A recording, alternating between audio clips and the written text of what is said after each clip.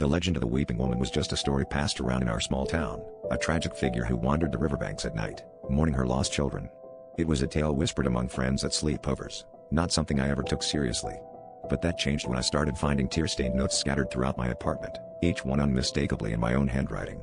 I had no recollection of writing them, and the ink was always fresh, as if penned in the dead of night when I was supposed to be asleep. At first, I thought it was a bizarre sleepwalking episode or some elaborate prank by my friends. But the notes were intensely personal, filled with sorrow and regret that I couldn't readily explain.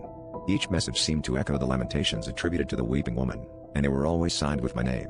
As I delved deeper, I uncovered a pattern aligning with my nightly dreams, vivid visions of a woman crying by the river, her face obscured by shadows but her presence hauntingly familiar. The more notes I found, the more disoriented I became. My waking hours blurred with dreams, and soon I couldn't tell where the legend ended and my reality began. I avoided sleep, fearing what I'd discover next. Desperation led me to the river's edge, where I hoped to confront whatever was binding me to this spectral figure. What I found was a weathered diary half buried in the mud, its pages filled with entries detailing my life, yet written years before I was born. The last entry was a tear-stained plea for forgiveness, ending abruptly with my own signature. In a chilling moment of clarity, I realized that the Weeping Woman wasn't a ghost of the past, but a future I was doomed to inherit. The notes were warnings, a fractured timeline bleeding into my consciousness.